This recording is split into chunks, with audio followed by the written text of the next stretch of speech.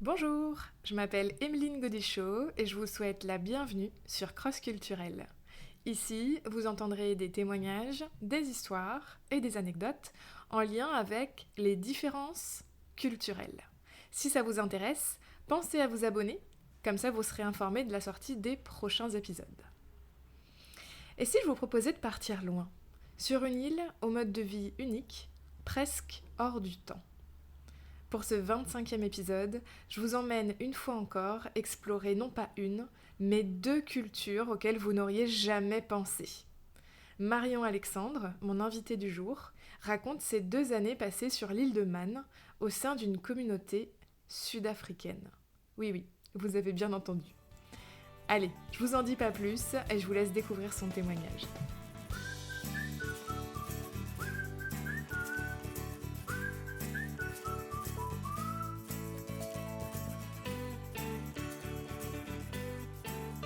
Écoute, je te souhaite en tout cas la bienvenue sur mon podcast. Je suis trop contente que tu sois là aujourd'hui. Ça fait un petit moment qu'on en parle, toutes les deux. Merci Emeline de m'avoir proposé de participer à ton podcast. C'est un privilège et Merci beaucoup. je le suis vraiment à chaque épisode et ça me fait vraiment plaisir de participer aujourd'hui. Maintenant, tu vas prendre part à ce podcast.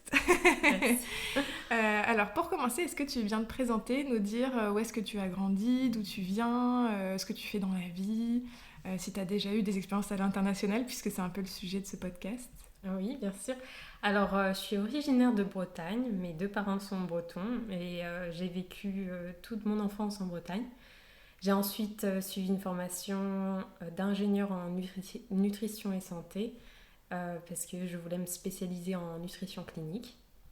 Et suite à cette formation, donc pendant cette formation, j'ai eu l'opportunité de partir à l'étranger. Donc j'ai passé 6 mois aux États-Unis, à Philadelphie, et ensuite j'ai fait un échange à l'étranger à Stuttgart pendant 6 mois également. Stuttgart, c'est où ?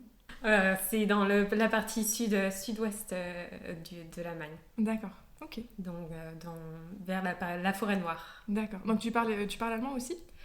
Alors, je parlais allemand, mais je n'ai pas pratiqué depuis et du coup, c'est vrai que c'est un peu plus compliqué maintenant, mais je suivais des cours en allemand. D'accord, ok. Et ensuite, donc j'ai décidé de faire mon stage de fin d'études en Angleterre, dans l'ouest à l'ouest de Londres. Et donc, suite à cette expérience, j'avais vraiment envie de travailler à l'étranger. Donc c'était quelque chose qui est resté en moi après mes études. Donc toi, c'est vrai que tu es une grande fan en fait de la culture du Royaume-Uni en général, on va dire. Oui, ça se voit d'ailleurs autour de moi. Oui, c'est vrai qu'on est dans ton appartement et qu'il y a quand même plein de petits clins d'œil. Oui, j'aime beaucoup. Alors aujourd'hui, la destination qui nous amène à faire cet épisode, c'est l'île de Man. Oui. Donc, est-ce que tu peux un peu nous dire, déjà, explique-nous où est-ce que c'est l'île de Man, parce que je pense que les auditeurs ne savent pas où se situe l'île de Man, et ce qui t'a emmené là-bas. Alors, l'île de Man, c'est une île que je ne connaissais pas avant de vivre en Angleterre. Donc, j'ai vécu en Angleterre pendant 2 ans. En vivant en Angleterre, j'ai découvert cette île puisque je vivais à côté de Manchester. Et l'île de Man est située près de Liverpool. Elle est située entre l'Irlande du Nord, Liverpool et l'Écosse. D'ailleurs, on peut voir de l'île de Man les côtes du nord de Liverpool. Ok, d'accord. Et qu'est-ce qui t'a emmené là-bas ? Quelle a été l'opportunité ? Est-ce que tu t'es dit « je veux vivre sur l'île de Man » ou est-ce que c'est une opportunité, une occasion que t'as eue, une envie d'aller découvrir cette île ? Non, ça s'est plutôt fait par hasard. Et le Covid et Brexit a forcé un peu la chose, on va dire. Ouais. Puisque mon conjoint à l'époque était sud-africain. Et j'avais le droit de rester en Angleterre puisque j'ai pu arriver en Angleterre avant le Brexit. Et le Covid a fait que c'était très difficile pour les conjoints d'obtenir un visa. Il y avait beaucoup de délais d'attente et on s'est rendu compte qu'on n'allait pas avoir un visa pour lui en Angleterre très rapidement. Donc on s'est dit, il faut qu'on trouve une solution alternative et quel endroit pourrait nous permettre à tous les deux de travailler, de vivre et d'être dans une culture qui nous convient à tous les deux. Et donc, on a recherché les différentes options. On ne pouvait pas se rendre sur l'île de Man à cette période-là, puisque c'était Covid et qu'il y avait des restrictions de déplacement en Angleterre. Donc, on a fait le pari d'y aller sans connaître l'île. D'accord. Et ce qui nous a décidé de nous installer sur l'île de Man, c'est déjà la facilité de pouvoir s'installer par mon visa qui était reconnu sur l'île de Man, et pour lui parce qu'il était d'origine sud-africaine et qu'il y avait une très grande communauté sud-africaine sur l'île de Man. Donc on savait que pour lui ça serait facile de s'intégrer. C'est fou ça, pourquoi est-ce qu'il y a une grande communauté sud-africaine sur l'île de Man? C'est rigolo, franchement, enfin, j'aurais jamais su. Oui, c'est assez particulier, mais c'est lié à l'instabilité politique qu'il y a en Afrique du Sud. Donc il y a beaucoup de familles plutôt afrikaners qui essayent de trouver différents pays où s'installer. Et donc c'est notamment des pays où la sécurité est reconnue, notamment pour toutes les familles qui veulent s'installer, puisque c'est un des facteurs qui incite et qui pousse ces familles à partir d'Afrique du Sud, le manque de sécurité. Ensuite, c'est des Afrikaners principalement, puisque en Angleterre, donc j'en ai rencontré aussi des Sud-Africains, mais d'origine de la communauté plutôt anglaise, qui est située près de Cape Town, parce qu'ils s'ils ont des ancêtres assez proches en distance, et donc il me semble que ces 2 générations, ils ont la possibilité d'obtenir un droit de passeport anglais. Oui, alors pour expliquer pour les personnes qui ne sauraient pas, parce que j'avoue, je me suis renseignée pour l'épisode parce que je ne savais pas du tout. Oui. Donc les Sud-Africains qui sont donc afrikaners, oui. Ce sont des personnes qui ont des origines, on va dire, européennes, donc soit néerlandais. Alors, il y a différentes communautés, il y a énormément de communautés en Afrique du Sud, mais les afrikaners, qui parlent afrikaans, c'est la communauté qui sont issus de l'immigration des Néerlandais. D'accord. Donc au niveau de la langue est très proche d'ailleurs, mais c'est assez étonnant puisque en fait les afrikaners peuvent en comprendre plutôt bien les Néerlandais, mais les Néerlandais à l'inverse ne comprennent pas les afrikaners. Donc... Oui, parce qu'en fait, l'afrikaans, donc la langue des afrikaners, c'est du néerlandais du XVIIe siècle, si j'ai bien compris. Oui, c'est ça, exactement. Donc c'est comme s'il fallait un peu un meilleur néerlandais que les néerlandais. Oui, et d'ailleurs, ça se retrouve dans la culture locale qui est très... C'est quand je suis allée en Afrique du Sud la première fois, j'avais vraiment l'impression de me retrouver à l'époque de nos grands-parents avec les femmes un peu d'un côté, les hommes de l'autre, et c'était une culture un peu qui pour moi faisait partie du passé. Donc malgré le fait qu'on puisse on pense parfois que c'est une culture très occidentale, mais c'est occidental, mais pas au même niveau que nous en termes d'avancement sur certains points. Donc c'est une culture très traditionnelle encore. Hyper intéressant. En fait, c'est aussi ça qui fait que j'avais trop hâte qu'on enregistre ensemble.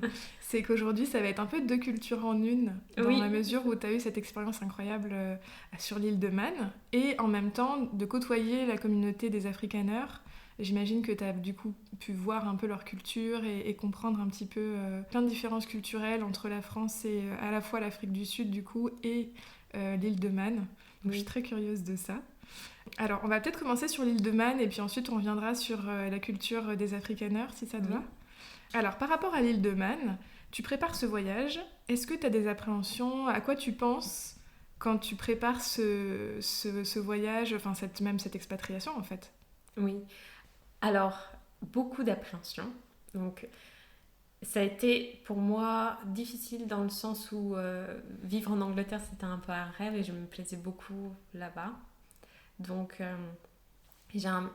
c'était vraiment un compromis à l'époque et j'ai renoncé un peu à un rêve pour moi, donc c'était assez difficile sur ce point-là.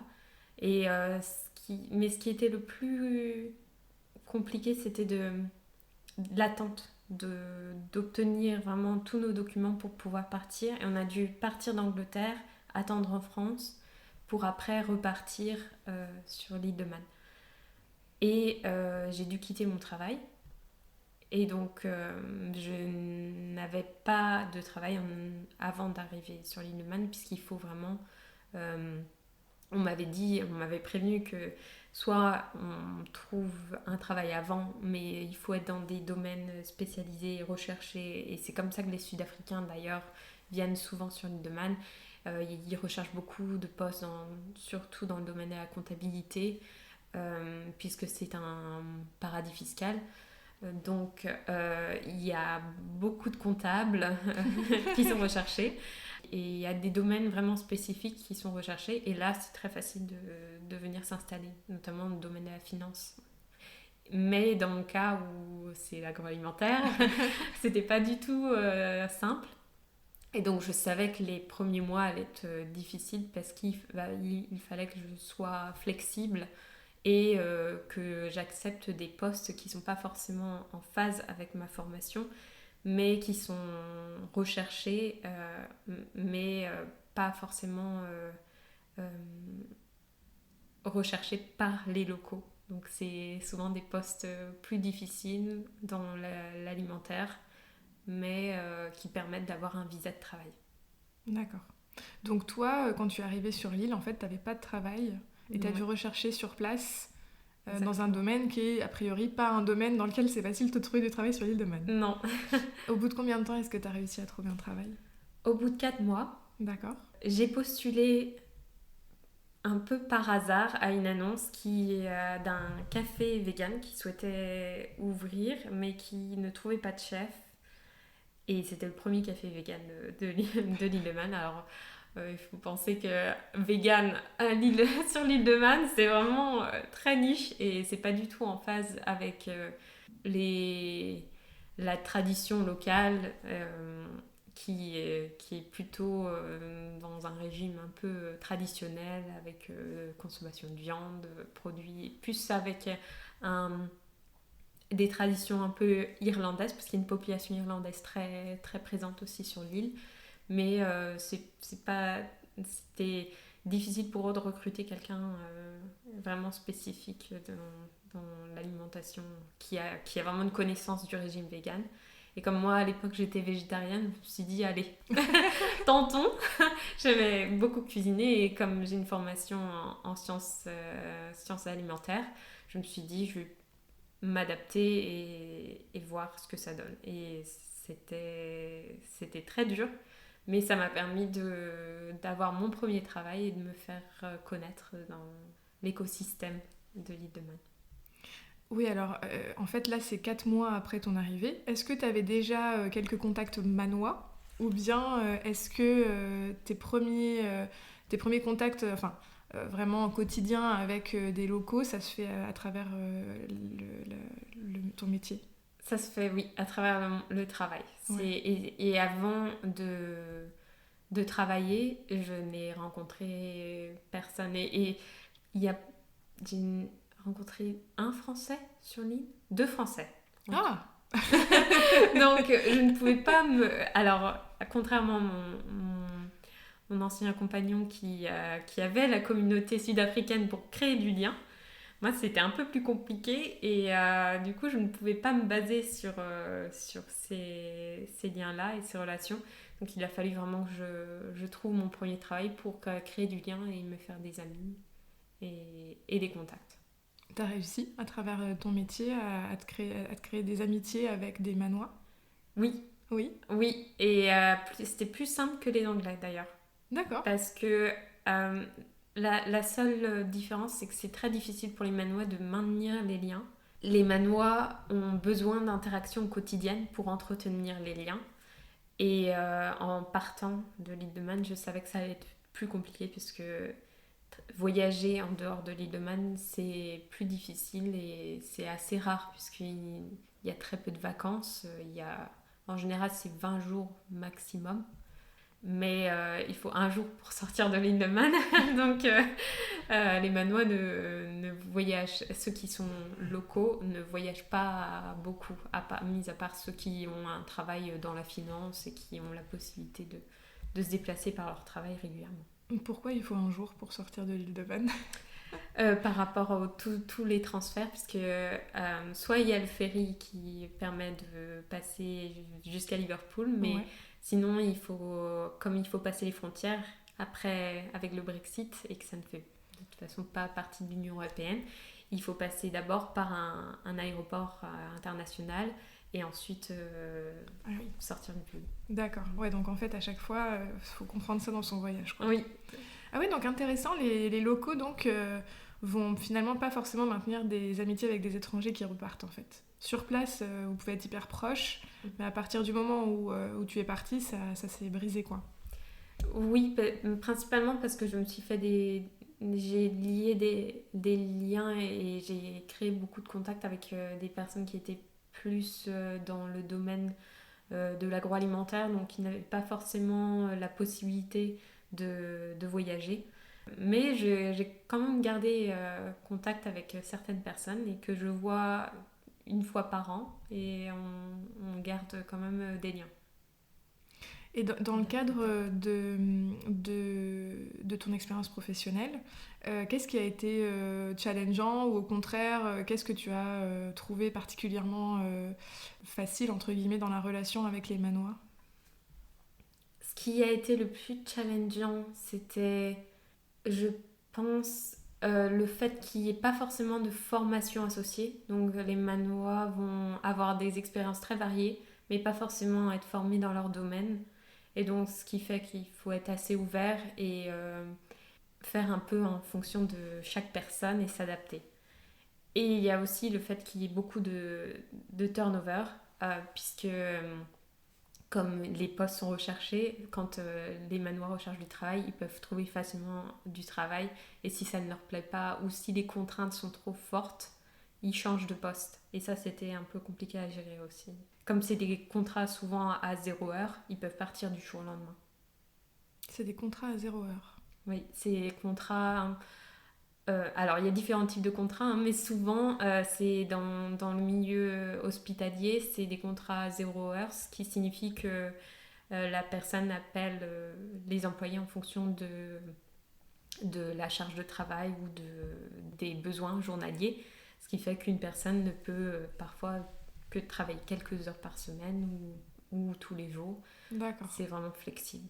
C'est pour ça que en Angleterre, il y a moins de chômage aussi, mais ce contrat 0 heure, ça n'incite pas les personnes à rester et à grandir. Donc il n'y a pas beaucoup d'évolution au sein d'une même entreprise. Donc c'est assez difficile pour les employeurs et les employés. Ouais, en fait, il n'y a pas trop de perspectives d'avenir. Non. Ouais. Mais les manoirs, la plupart, sont beaucoup moins ambitieux que les expatriés. Et c'est aussi leur force, ils ont un équilibre qu'ils souhaitent conserver. Pour eux, c'est l'esprit de communauté qui est très présent au quotidien. L'entraide, ça, c'était vraiment, ça m'a beaucoup marqué. Justement, quand ils se sentent vraiment impliqués dans leur travail, dans la communauté, ils se donnent à 100%. Et je trouvais ça très beau. Et c'est quelque chose que je n'ai pas forcément observé en Angleterre, mais que j'observais puisque j'ai travaillé à 3 endroits différents, 3 employeurs différents, et à chaque fois j'ai pu retrouver ces valeurs-là. Ouais, en fait, ils vont pas forcément beaucoup travailler, faire un grand nombre d'heures, mais par contre, ils vont être très investis dans leur vie, dans la vie de la communauté, à côté du travail. Alors, s'ils retrouvent cet esprit communautaire dans leur travail, mon deuxième emploi, c'était au sein une boulangerie artisanale qui avait des valeurs humaines très fortes. Et là, justement, j'ai retrouvé, comme ils pouvaient retrouver cet esprit communautaire et du coup, cette entraide et cette bonne ambiance. L'esprit des employés était différent aussi. D'accord. Donc tu as eu une expérience en tant que chef vegan, Oui, une expérience en boulangerie artisanale. oui, Donc là, tu étais à quel poste? pâtissière. Pâtissière, ah, génial. Et le troisième, c'était quoi? Alors, j'étais employée pour une start-up qui mettait en avant les produits en fin de vie, en direct sur le cloud, dans les magasins. Donc, c'était une application en ligne qui permettait de voir en direct ce qui était disponible et qui allait être jeté en fin de journée.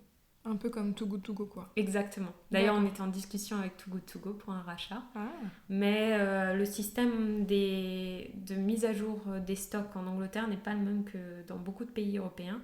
Ils sont sur le cloud, donc c'est facile. En fait, le système de cette application faisait que dès qu'il y avait une édition d'un nouveau code barre et qui était apposé sur les produits en fin de vie, ça pouvait se mettre directement en lien sur l'application et être actualisé en direct sur le cloud. Des systèmes, des logiciels utilisés par chaque magasin. Mais c'est pas le cas en France notamment, où là les stocks sont mis à jour en fin de journée. Et c'est pas en direct sur le cloud. Ça d'accord. commence à changer, mais du coup ce système-là ne pouvait pas fonctionner en France. D'accord. Ouais, en fait, ils sont un peu plus avancés que nous sur le, la, la rapidité, en tout cas, d'action de l'application, Oui, quoi. Du fait de l'organisation des magasins. oui. Intéressant. Parce que on pourrait se dire, ils sont sur l'île de Man, donc ils ont peut-être pas développé une application quand même spécifique. En fait, si, ils ont développé quelque chose d'encore Ça, plus poussé.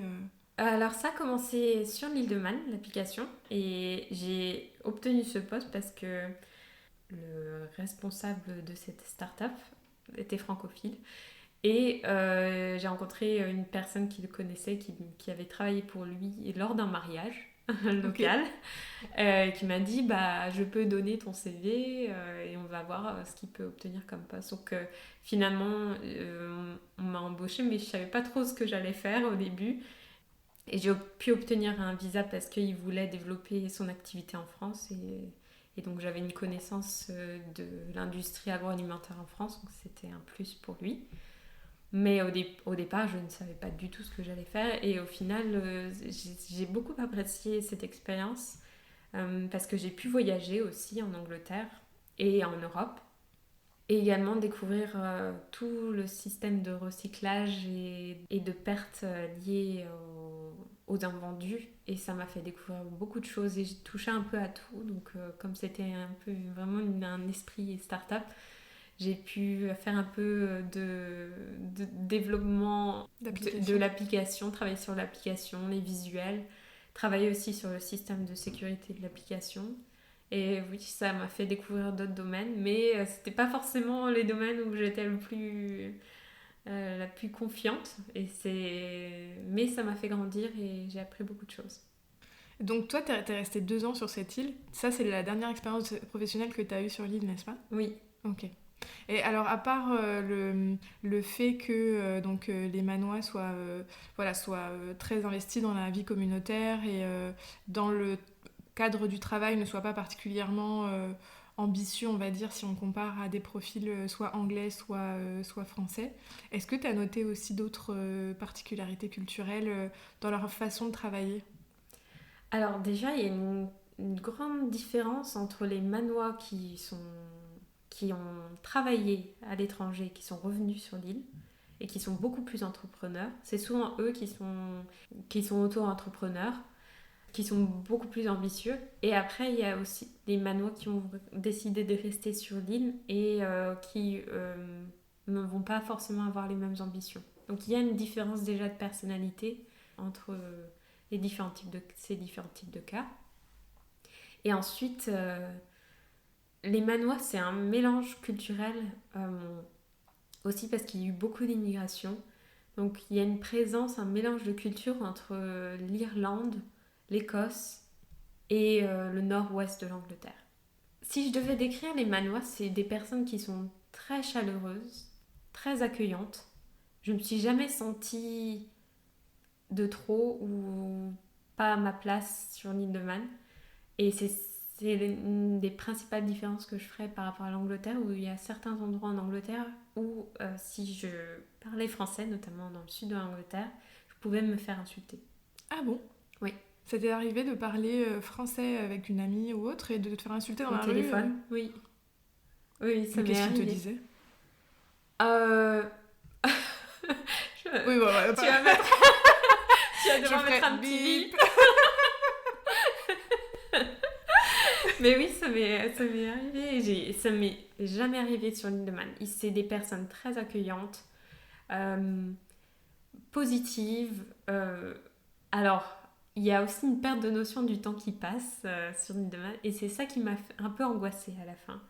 C'est que le temps passe très vite et on a l'impression d'être dans une bulle et que le reste des actualités ne les touche pas ou très peu.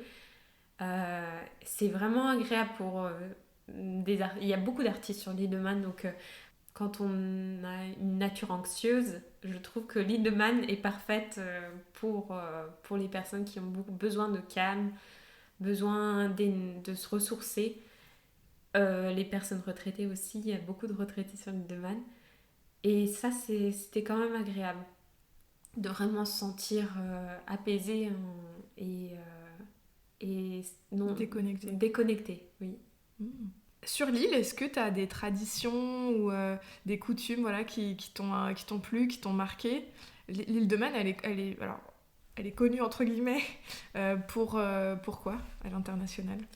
Alors, elle est principalement connue pour la Tourist Trophy, qui est une course de moto internationale qui est la plus dangereuse au monde, mais qui est un événement sur l'île. Et c'est vrai que l'île, toute l'année, va être un peu dormante et va se préparer 1 mois, 2 mois à l'avance pour la Titi.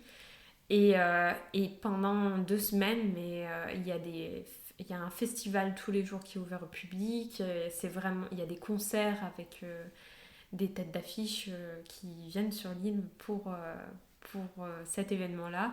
Et il me semble que la population elle triple pendant cette période-là. Ah oui.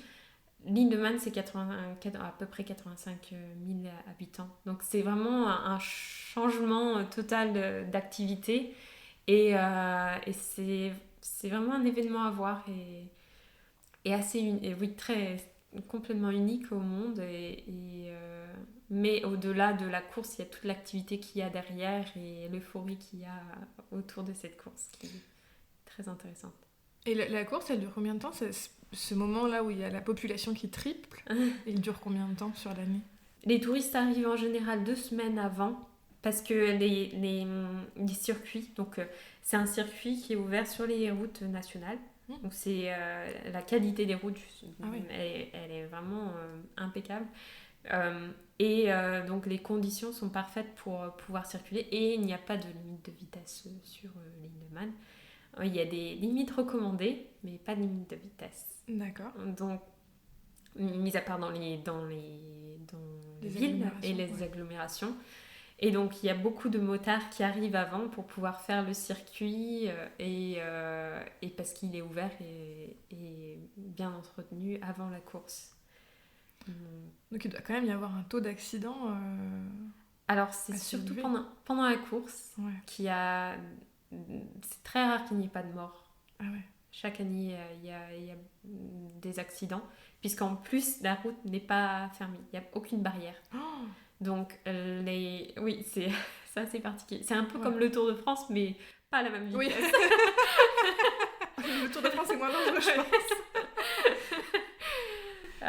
Et donc, oui, ça fait partie des risques, mais c'est justement ce que les Manois ont cette volonté de conserver cet esprit d'indépendance, puisque l'île de Man est dépendante de la couronne royale, mais ils ont leur propre gouvernement, leur propre loi, et ce qui fait qu'ils ont une liberté qu'ils souhaitent entretenir, et ça fait partie, cette course, des particularités, mais des événements qu'ils souhaitent conserver tels quels, malgré le fait qu'il y ait des accidents.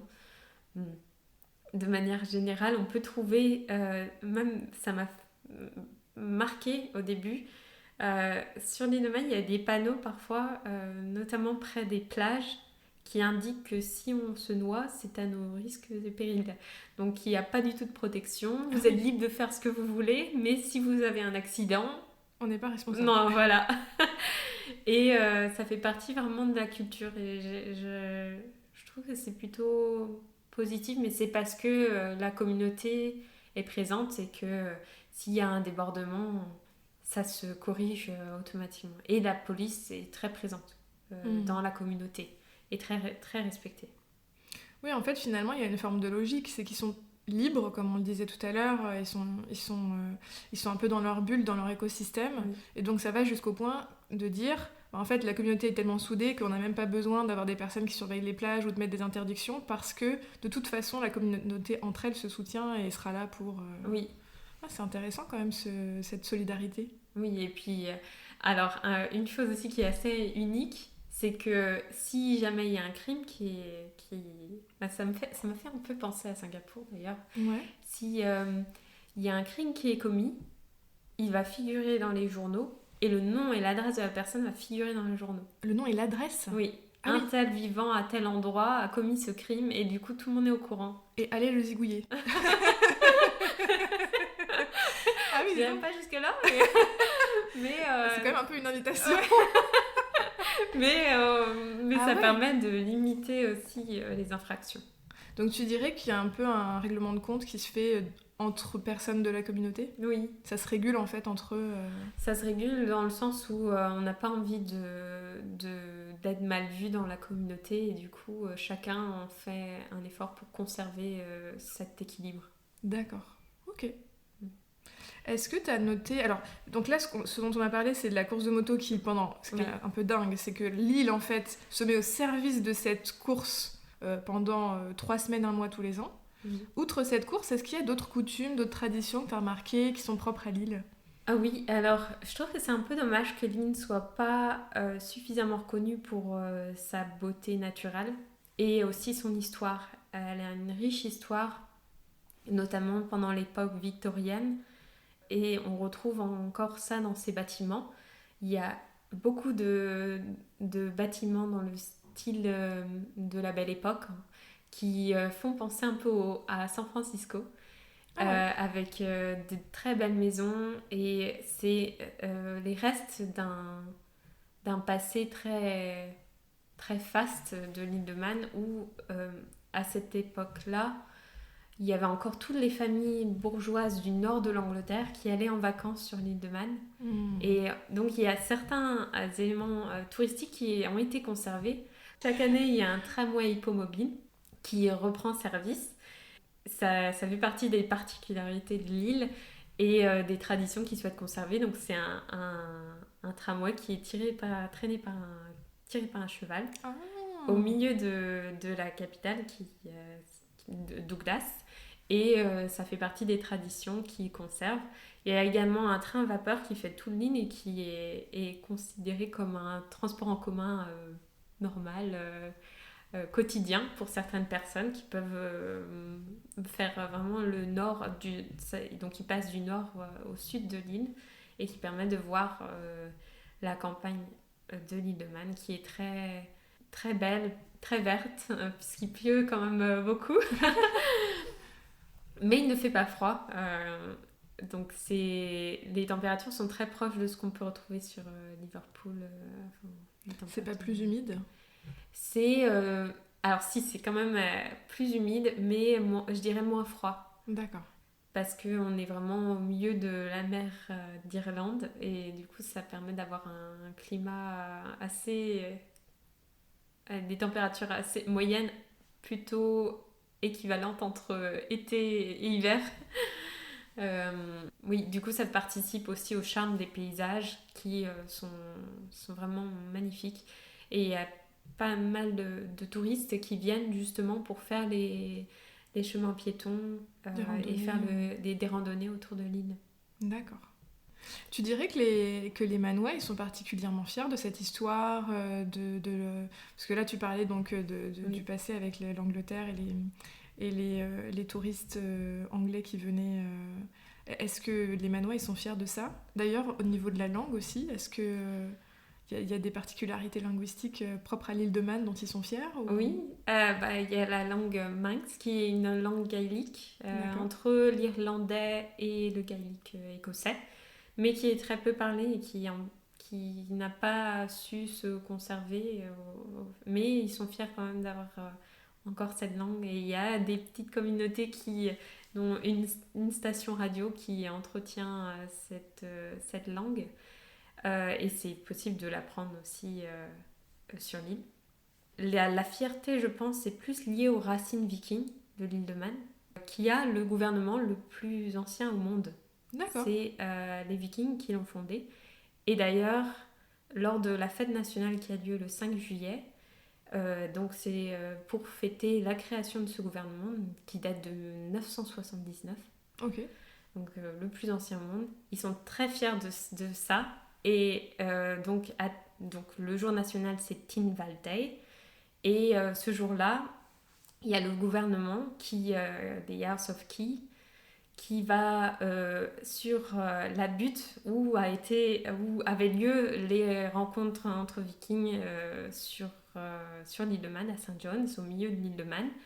Ils se mettent en vêtements traditionnels et il y a des tentes et un festival qu'il y a autour de cette journée.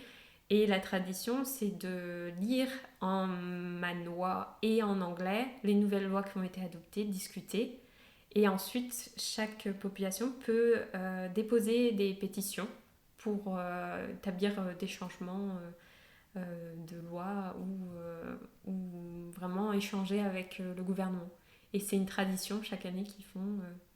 Et j'ai trouvé ça vraiment unique et ça fait partie des événements dont les Manois sont très fiers. Et ça fonctionne quand les Manois, par exemple, réalisent des pétitions pour changer la loi? Il y a vraiment derrière une prise de considération de... Alors, pas toujours, mais très fréquemment. Et d'ailleurs, c'est un peu frustrant, je pense, pour certains investisseurs étrangers qui voient un peu en l'île de Man un peu le deuxième Singapour, Oui, parfois, ouais. en se disant oui, on va pouvoir faire ce qu'on veut de l'île et investir. Oui. Mais justement, il y a encore vraiment cette présence et cette interaction avec les citoyens et le gouvernement qui fait que ça freine aussi certains développements et ça permet de préserver la culture manoise. À l'instant, on parlait des langues. Est-ce que tu dirais que les Manois communiquent de la même façon que les Anglais? Est-ce qu'il y a ce même humour anglais? Est-ce que ils vont être aussi beaucoup dans le sous-entendu? Je dirais que c'est un mélange plutôt de l'humour irlandais. Ouais. Irlandais, écossais, mais pas forcément sous-entendu, enfin on est sous-entendu anglais. C'est vraiment un mélange, l'humour manois. Et leur manière de parler est très différente aussi. Ils ont un accent? Ah oui.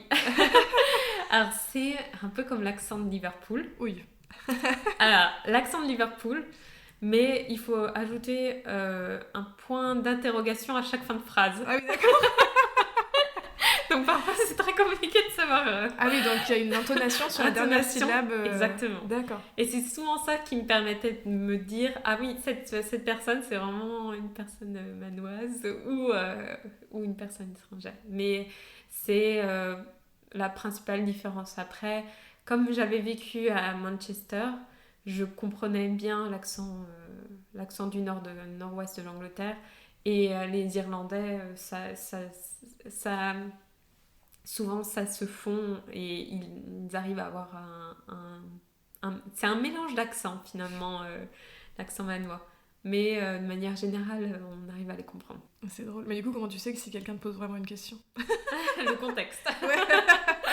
Le contexte, je le dis toujours, le contexte. Je te propose qu'on passe un petit peu sur la partie la culture des Afrikaners, donc d'Afrique du Sud. Est-ce que tu dirais que les Afrikaners, ils s'intègrent bien à la vie locale ou est-ce qu'ils restent beaucoup entre eux? Alors, ils restent beaucoup entre eux, mais plus dans leur vie personnelle. Mais au quotidien, je trouve que sur l'île de Man en particulier, ils s'intègrent beaucoup plus que dans d'autres pays où j'ai pu rencontrer d'autres Sud-Africains, où là, les communautés et là, le rattachement à leur culture était beaucoup plus fort. Je trouvais que les personnes qui se sont installées sur l'île de Man étaient prêtes à vivre une nouvelle vie et un nouveau futur, et du coup s'engager beaucoup plus dans la communauté. En fait, ils se projetaient beaucoup plus sur l'île de Man que dans d'autres pays. Exactement. Et ils se rattachaient beaucoup moins à leur passé. Et beaucoup, souvent, ceux qui étaient trop attachés à leur culture repartaient en Afrique du Sud. Et ceux qui restent, c'est ceux qui s'intègrent vraiment dans la communauté. Et il y a aussi la religion qui est très présente en Afrique du Sud, donc la religion protestante. Et ce qui fait que beaucoup retrouvent aussi ces liens et cette communauté par l'église et par la communauté religieuse, et ensuite peuvent s'intégrer beaucoup plus facilement via ce point. Tu dirais que les Sud-Africains ont beaucoup le mal du pays, si on compare par exemple avec des Français qu'on voit qui voyagent un petit peu partout, qui s'expatrient à gauche à droite. Tu dirais que les Sud-Africains ont un peu plus de mal à se poser dans un pays sans souffrir trop du mal du pays? Oui, parce qu'à la différence des Français, les Français souvent partent de leur pays parce qu'ils ont envie de voir autre chose. Les Sud-Africains sont forcés de quitter leur pays et c'est comme un deuil pour eux. Donc c'est pas le même contexte, et souvent c'est parce qu'ils se disent qu'ils ne voient pas de futur pour leurs enfants, et qu'ils ne peuvent pas vivre en sécurité, qu'ils sont obligés de partir. Ouais, ok. Ah oui, donc en fait ils sont un peu petit à petit obligés de partir parce que le marché de l'emploi leur permet pas de rester, et donc ils peuvent pas se projeter en fait. Non, oui, exactement, c'est ça. Là, tu disais tout à l'heure qu'ils avaient une culture très traditionnelle, Oui. qui nous faisait un petit peu penser à nous au siècle dernier peut-être. Oui. Qu'est-ce que tu peux nous raconter là-dessus? Je dirais que c'est plus par rapport à la position de la femme dans le couple, sachant que sur l'île de Man, j'ai trouvé que c'était les Sud-Africains les plus ouverts en termes... D'accord. Et qu'ils étaient moins traditionnels quand même que les Sud-Africains d'Afrique du Sud. Mais de manière générale, on va retrouver les femmes en cuisine, les hommes au barbecue ou au bar. Parce que souvent les Sud-Africains ont un bar dans leur maison. Ok. Et parce qu'en fait, ils ne peuvent pas vivre à l'extérieur. Souvent, ils restent et ils socialisent chez eux. Et donc, ils se retrouvent entre eux et ne se déplacent qu'entre maisons. Et donc, ils restent vraiment assez fermés. Parce qu'on ne peut pas sortir le soir en Afrique du Sud. Ah oui, c'est trop dangereux. C'est trop dangereux. C'est très rare de sortir le soir en Afrique du Sud. Alors, il y a certains lieux qui sont souvent protégés. D'accord. Qui ne craignent pas. Mais de manière générale, c'est vrai que c'est dans leur culture. Ils ont adopté cette tradition de se retrouver entre eux plutôt dans les maisons. D'accord. Quand ils vivent, par exemple, sur l'île de Man, est-ce qu'ils gardent des traditions avec eux? Est-ce qu'ils continuent d'avoir un lien quand même avec leur culture sud-africaine? Comment ils le vivent? Ah oui, alors déjà, il y a le rugby. Ouais. Les matchs de rugby où les Sud-Africains se retrouvent pour voir les matchs ensemble. Et il y a aussi la culture du braai, qui est le barbecue, et qui est qui est très traditionnel, donc qui regroupe les Sud-Africains autour d'un barbecue avec certains mets vraiment spécifiques à l'Afrique du Sud et que je recommande vivement. Et d'ailleurs, il y a beaucoup de... Il y avait de plus en plus de boutiques sud-africaines sur l'île de Man qui vendaient des produits spécifiques qui étaient importés ou qui étaient fabriqués selon les traditions sud-africaines. Est-ce que dans leur quotidien, ils ont une façon de voir les choses et des perceptions un peu différentes des nôtres, ou alors des façons de communiquer différentes des nôtres, ou un humour particulier aux Sud-Africains ou... Le fait qu'ils soient plus traditionnels font aussi que ils ont un sens du respect des parents et des aînés. Des aînés très fort.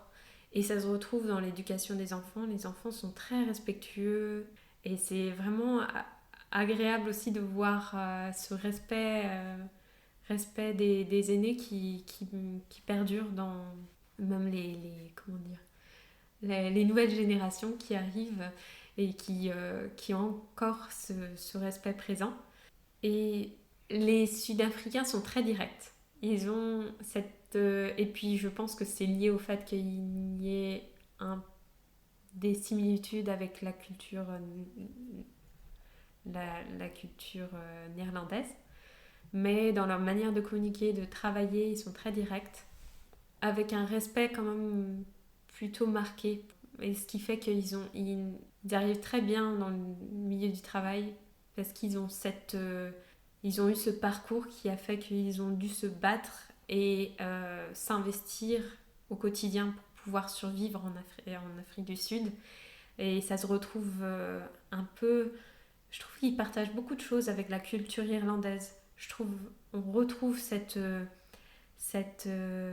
investissement au travail de manière générale dans la culture sud-africaine. Et ils partagent ce point, cette valeur du travail, valeur de l'investissement. Donc ça va être des personnes très minutieuses, mais aussi très pragmatiques, j'imagine.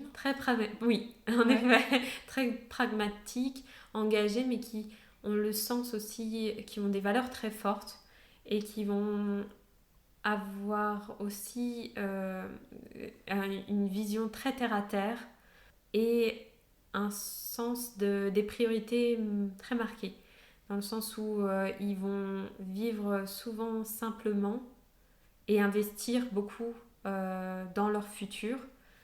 En fait, ils ont une culture qui est quand même restée, même s'ils étaient en Afrique du Sud, qui est restée très proche de la culture des Pays-Bas, en fait. Oui. C'est ça qui est rigolo, c'est qu'avec le temps, ils ont quand même maintenu ça sans vivre dans le même pays, mais ils ont leur culture quand même qui est restée ancrée, même en Afrique du Sud, à des milliers de kilomètres, quoi.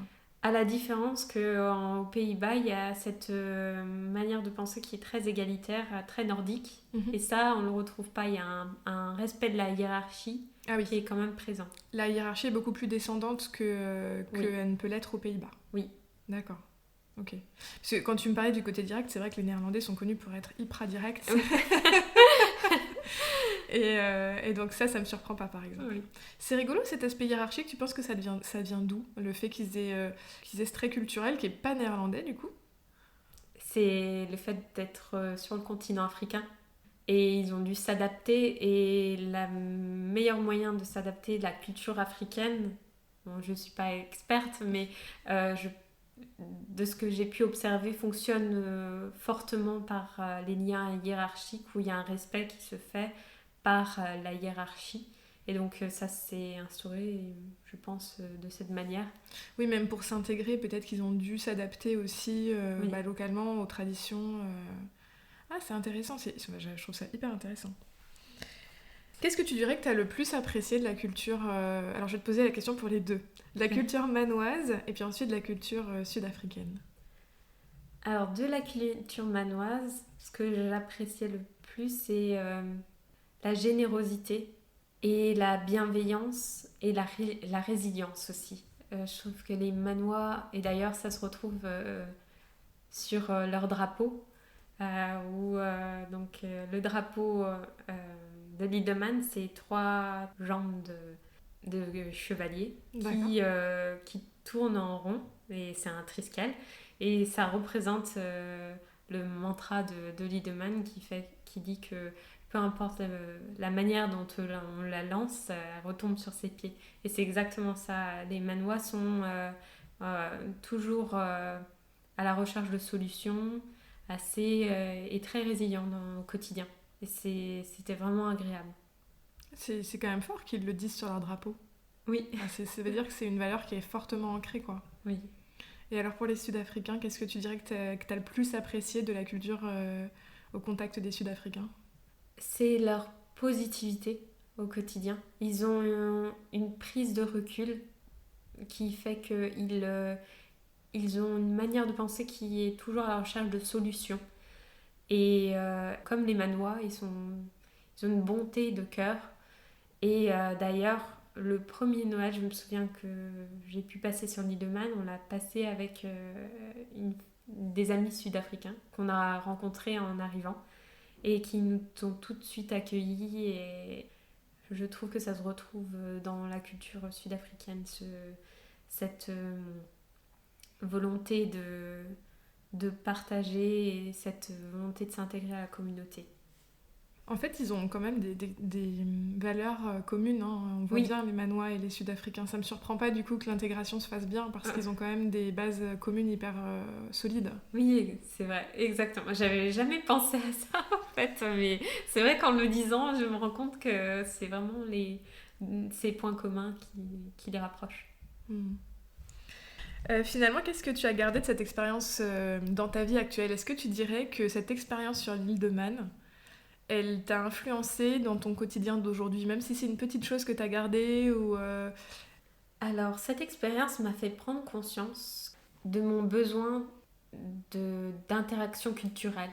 Finalement, en étant isolée culturellement, ça m'a beaucoup manqué et c'est ce qui a fait que il y a d'autres raisons qui sont plus aussi professionnelles, liées au fait que ma profession me manquait et que j'avais besoin de retrouver mon métier qui me passionne. Et j'avais besoin aussi d'être en contact avec différentes nationalités et d'avoir plus d'interactions culturelles. Et c'est pour ça que je suis revenue et que je me suis installée en région parisienne. Parce que ce mode de vie convient à beaucoup de personnes qui ont la personnalité pour vivre dans cet environnement et qui ont cette envie, mais ça ne convient pas forcément à tout le monde. Donc je dirais que ça m'a fait prendre conscience de ce qui était essentiel pour moi, pour mon avenir et pour mon équilibre personnel. Et en même temps, j'en garde un souvenir humain très fort. Et ça m'a fait découvrir différents métiers aussi et qui me servent actuellement dans mon métier au quotidien. Donc, je n'aurais jamais pu devenir pâtissière en France sans formation, par exemple, ou alors avec beaucoup, beaucoup d'acharnement, ou d'être chef dans un restaurant vegan et développer le premier menu vegan d'un restaurant. Je trouve que c'est des expériences uniques et ça m'a... Sans cette expérience-là, je ne serais pas la personne que je suis aujourd'hui. Hmm. En fait, c'est les interactions culturelles avec des Français qui partagent ta culture qui te manquaient? Ou est-ce que c'est plus Oui, largement avec plein d'autres cultures et pas uniquement avec celle des Manois je dirais que c'est toutes les cultures. C'est vraiment le fait d'avoir la possibilité d'avoir accès à des événements culturels. Donc, sur l'île de Man, et au moment où je suis partie, il y avait quand même un changement qui s'opérait. Donc, il y avait. Donc, l'île de Man a la particularité d'être en lien avec l'Angleterre sur le soutien pour l'accueil des réfugiés. Donc, quand, par exemple, le Royaume-Uni a décidé d'accueillir des Hongkongais, ils ont trouvé un accord avec l'île de Man pour qu'ils puissent accueillir un certain nombre d'Hongkongais sur l'île de Man. Et donc il y a déjà eu une population, un changement de population qui est apparu au moment où j'étais sur l'île de Man. Et ensuite il y a eu des réfugiés plutôt d'Afrique qui sont arrivés aussi. Ce qui fait qu'il y a eu commencé à avoir un changement de population qui est choisi, qui est voulu et qui est fait de manière à ce qu'il y ait une intégration de ces communautés qui se fasse de manière saine et facilement aussi. Parce que il faut quand même que les habitants puissent se sentir qu'ils puissent accueillir ce changement de manière souhaitable et progressive. Et ils le font très bien. Mais la raison principale aussi qui m'a fait rentrer, c'est ma famille, puisque ils ne pouvaient pas me rendre visite. Ouais. Et j'ai eu un événement familial qui m'a fait prendre conscience du temps qui passe et qui m'a fait prendre ma décision de rentrer pour être proche de ma famille et de passer plus de temps avec eux. Mm. Si aujourd'hui tu rencontrais quelqu'un qui envisageait de partir vivre sur l'île de Man, quel conseil tu lui donnerais ou qu'est-ce que tu lui dirais? Je pense qu'il faut d'abord vivre quelques semaines sur place pour se faire une idée de l'esprit de la communauté et pour voir si ce mode de vie convient à cette personne. Après, il y avait quand même des Français sur l'île de Man. Mais je recommande aux personnes qui souhaitent vivre une aventure humaine loin des interactions négatives du monde et vivre un peu dans une bulle à part, très sécurisée, où on n'a pas forcément peur des vols au quotidien. Je me souviens, un fait marquant aussi, c'est quand je suis arrivée sur l'île, j'ai appris que très peu de personnes fermaient leur porte d'entrée. Et que les facteurs même pouvaient rentrer parfois dans certaines villes, déposer le courrier à l'entrée et repartaient. Ah ouais? Oui. Ah oui, donc c'est vraiment, ils sont en confiance extrême. Extrême, oui. Et ce qui fait la beauté de la culture et la beauté de la communauté de l'île. Ouais. Et donc, c'est toute personne qui souhaite retrouver ses valeurs, qui souhaite s'intégrer dans une communauté qui vit un peu dans le passé, mais qui est aussi entrepreneuse. Je recommande vivement de découvrir cette petite île. Génial. Bah écoute, ça donne très envie en tout cas d'aller la découvrir. Merci beaucoup Marion. Merci Emilie. C'était un plaisir de t'accueillir. Merci. Qu'est-ce qu'elle porte bien son nom cette île? L'île de Man. Une île accueillante, profondément humaine. Pas seulement parce qu'elle est peu peuplée, mais surtout parce que les gens y sont chaleureux. Ça fait un peu rêver quand même. Je sais pas vous, mais moi, cette culture, elle m'a vraiment touchée, et puis celle des Sud-Africains aussi. Je tiens à remercier chaleureusement Marion pour le temps qu'elle nous a consacré. C'était un échange passionnant. Mais je suis ravie de vous dire que c'est pas encore fini, puisque vous me connaissez, hein, je suis friande d'anecdotes. La semaine prochaine, je vous partagerai une anecdote cross-culturelle que Marion a vécue pendant son séjour. C'est tout pour aujourd'hui. Si cet épisode vous a plu, vous le savez, hein, pensez à me mettre 5 étoiles sur votre plateforme de podcast préférée. Et bien sûr, pensez à vous abonner. Moi, je vous dis à très vite sur Cross Culturel.